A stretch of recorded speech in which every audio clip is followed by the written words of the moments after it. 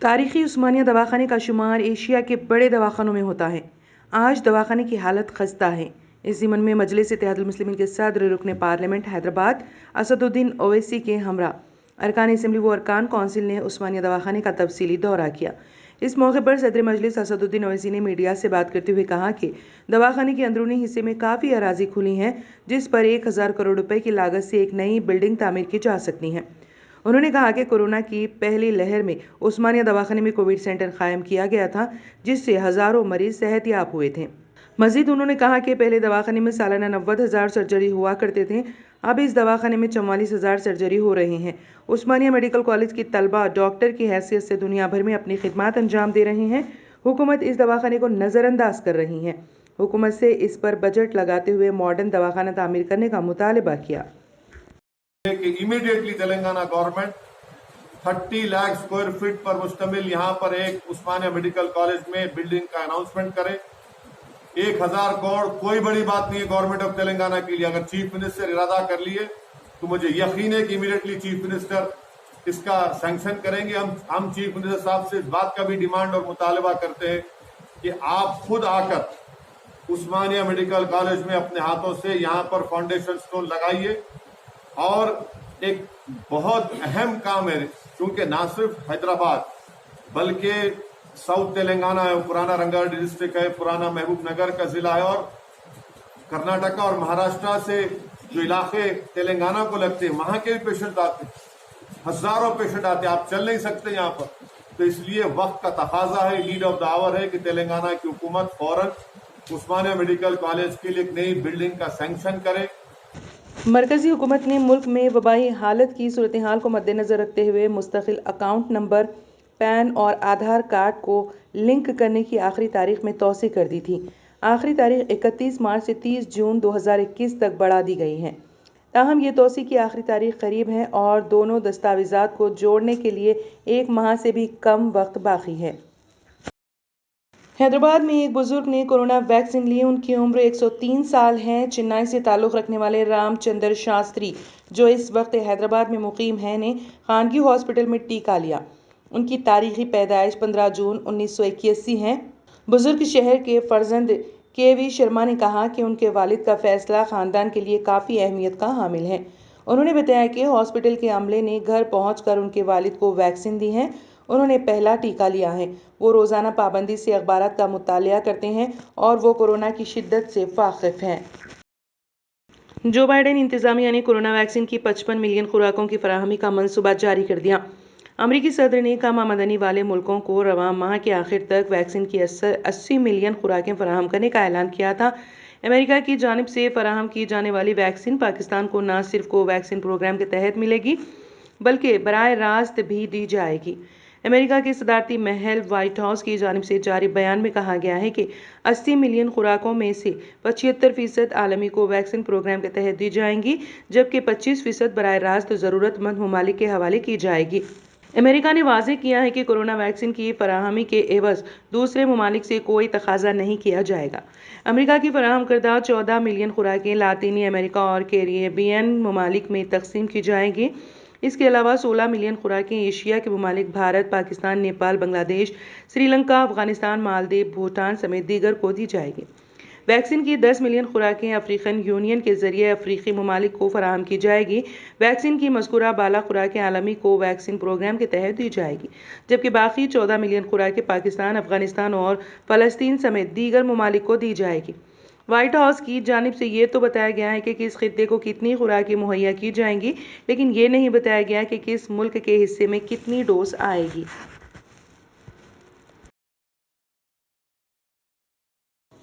America ज़लज़ले की शिद्दत का मुशाहिदा करने के लिए अमरीकी बहरी बेड़े USS गेराल्ड और फोर्ड को धमाके से उड़ा दिया गया। मीडिया रिपोर्ट के मुताबिक अमरीकी अराजियाती तहकीकाती मरकज़ की जानिब से जारी करदा बयान के मुताबिक इस धमाके से 3.9 शिद्दत के ज़लज़ले के असरात का मुशाहिदा हुआ। अमरीकी बहरी बेड़े ने USS गेराल्ड और फोर्ड तैयारा बरदार जंगी बहरी जहाज़ की मजबूती की आजमाइश के लिए 18,143 टन धमाका खेज़ मवाद का इस्तेमाल किया।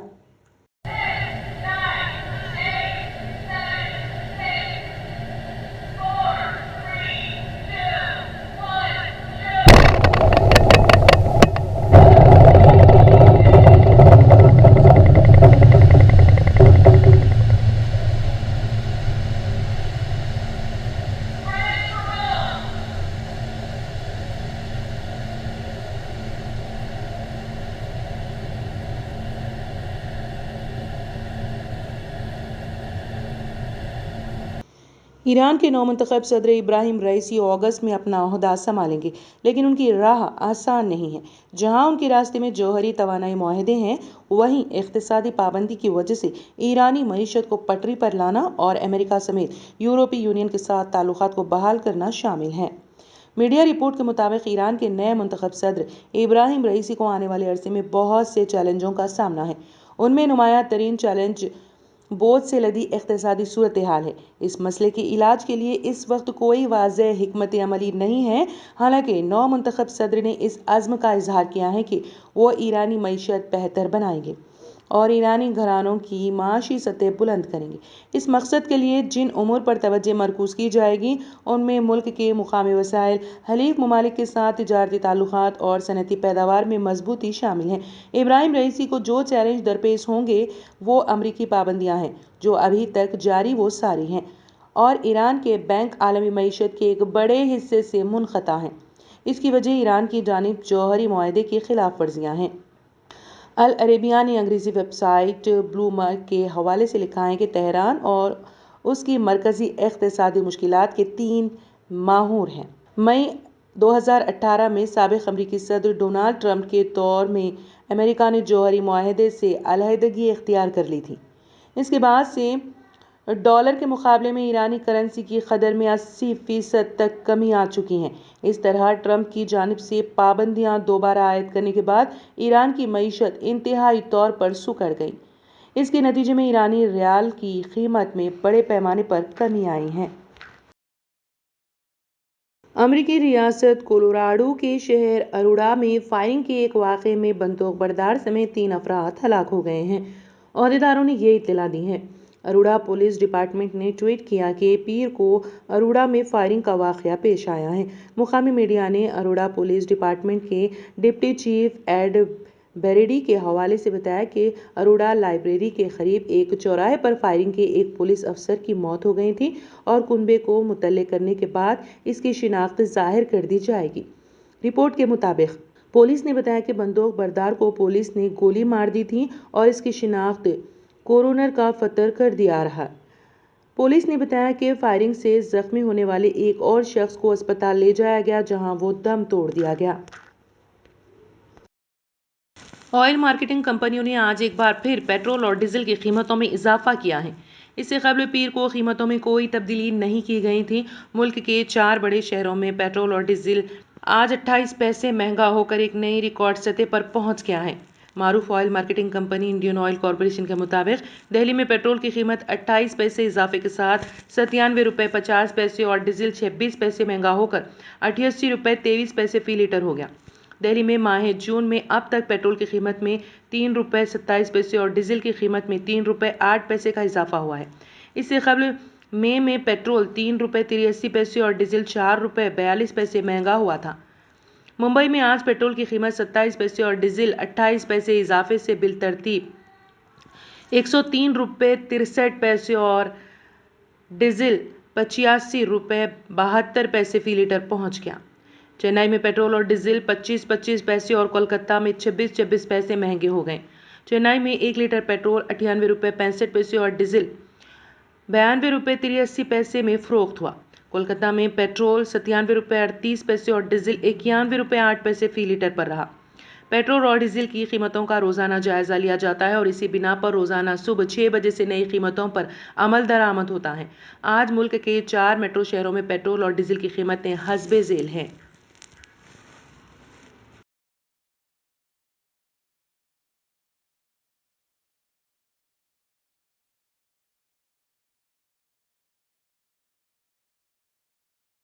عالمی وبا کورونا کے بارے میں پائے جانے والے شک و شبہات کے درمیان امریکہ نے چین کو خبردار کرتے ہوئے کہا ہے کہ اگر چین نے کووڈ-19 وائرس کے ماخذ کے بارے میں حقیقی تحقیق کی اجازت نہ دی تو اسے بین الاقوامی تنہائی کا سامنا ہو سکتا ہے۔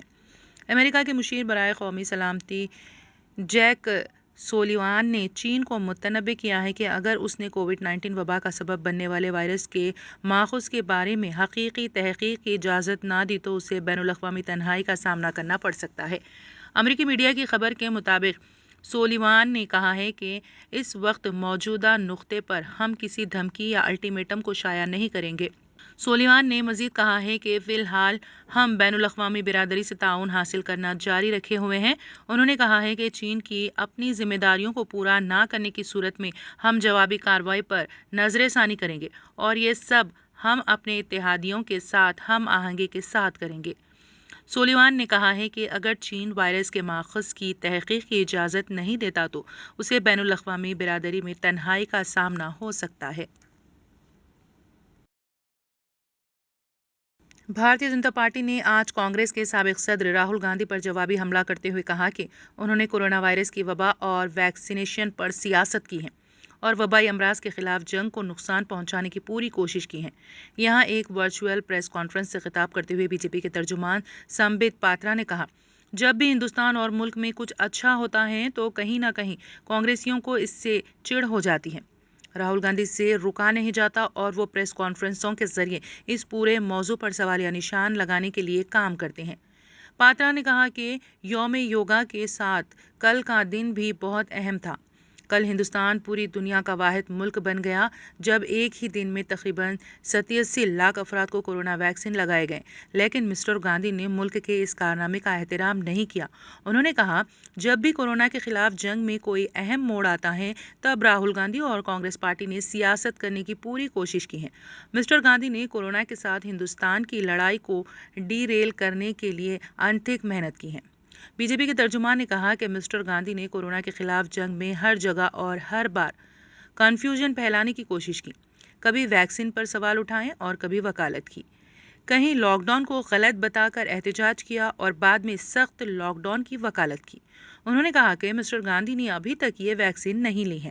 پاترا نے کہا کہ مسٹر گاندھی کو 15 اپریل کو کورونا ہوا تھا۔ انہوں نے 16 کو کہا تھا کہ وہ ریلی نہیں نکالیں گے۔ 4 دن بعد 20 تاریخ کو انہیں معلوم ہوا کہ اسے کورونا ہوا ہے، لیکن پھر بھی وہ بیماری اور ویکسین پر سیاست کرتے رہے۔ انہوں نے کانگریس لیڈر کو مشورہ دیتے ہوئے کہا کہ مسٹر گاندھی کو وبا اور ویکسینیشن کے حوالے سے سیاست نہیں کرنی چاہیے۔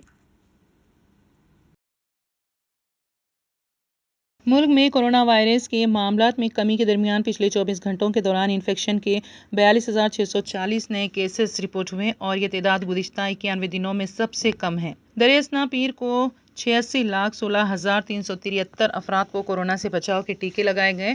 ملک میں اب تک 28,87,6201 افراد کو ٹیکے لگائے جا چکے ہیں۔ مرکزی وزارت صحت کی جانب سے منگل کی صبح جاری کردہ اعداد و شمار کے مطابق گزشتہ 24 گھنٹوں میں کورونا کے 42,640 نئے کیسز کی آمد کے ساتھ ہی متاثرہ افراد کی تعداد بڑھ کر 2,99,77,861 ہو گئی ہے۔ اس دوران 81,839 مریضوں کی صحت یابی کے بعد اس وبا کو شکست دینے والے افراد کی کل تعداد 2,89,26,038 ہو گئی ہے۔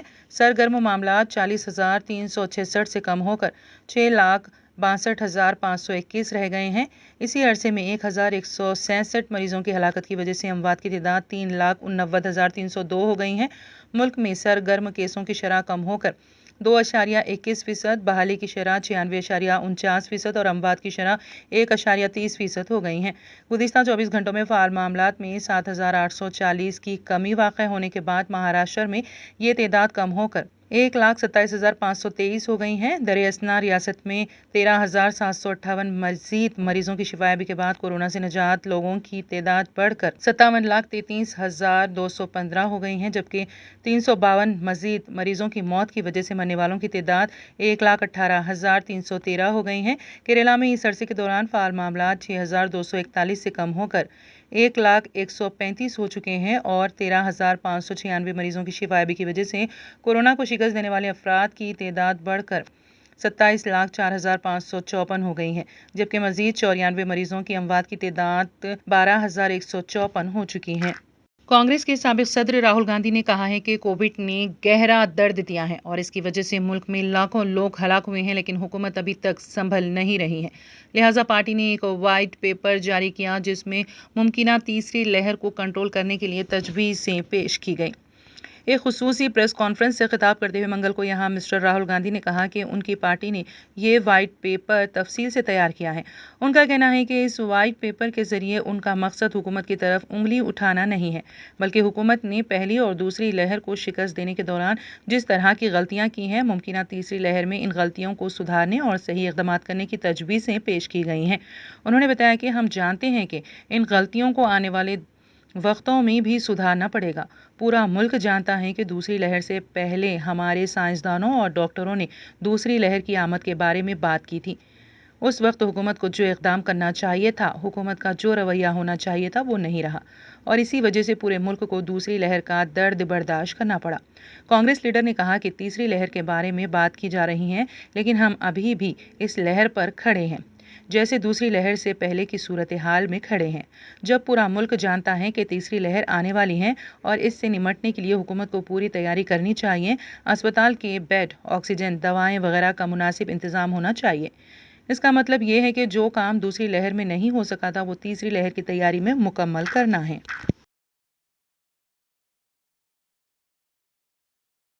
ریاست تلنگانہ میں لاک ڈاؤن کے دوران ضبط کی گئی گاڑیوں کو مالکین کے حوالے کرنے کی پولیس کی جانب سے تیاریاں کی جا رہی ہیں۔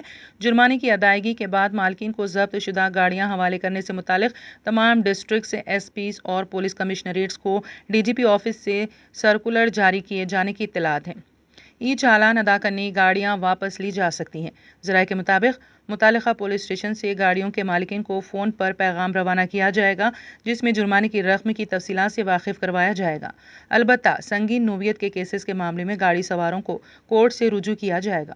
واضح ہے کہ قبل ازیں ڈی جی پی تلنگانہ مہندر ریڈی نے کہا تھا کہ لاک ڈاؤن کے دوران ضبط کی گئی گاڑیاں لاک ڈاؤن کے بعد ہی مالکین کو واپس ملیں گی۔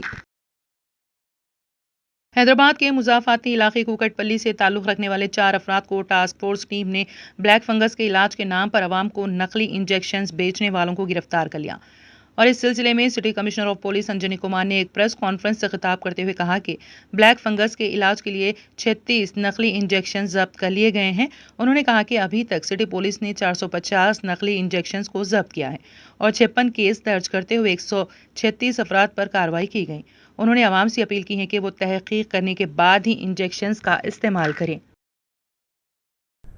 سیکنڈ ویو کورونا ٹائم لو black marketing of remdesivir amphotericin and posaconazole injection ఈ చాలా కేసెస్ నోటీస్లో వచ్చింది। ఈ సందర్భంలో 8,500 ఎంఆర్పి నుంచి ఆల్మోస్ట్ 35,000 to 50,000 ప్రైసెస్లో they were trying to sell. ఈ ఎంటైర్ ఆపరేషన్లో కొన్ని మొబైల్ ఫోన్స్ కూడా దొరికింది అండ్ ఈ అనాలిసిస్లో ఫర్దర్ డీటెయిల్స్ విల్ కమ్।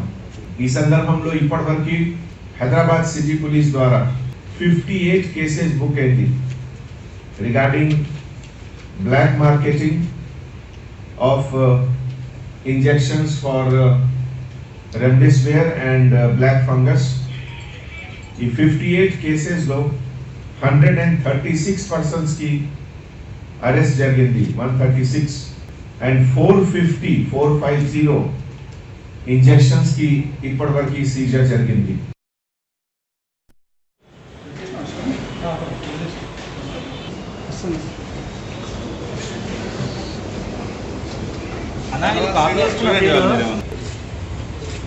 امریکی فوجیوں کی واپسی سے قبل افغانستان میں بڑھتے ہوئے تشدد کے درمیان چین نے اپنے شہریوں سے جنگ زدہ ملک فوری طور پر چھوڑنے کے لیے کہا۔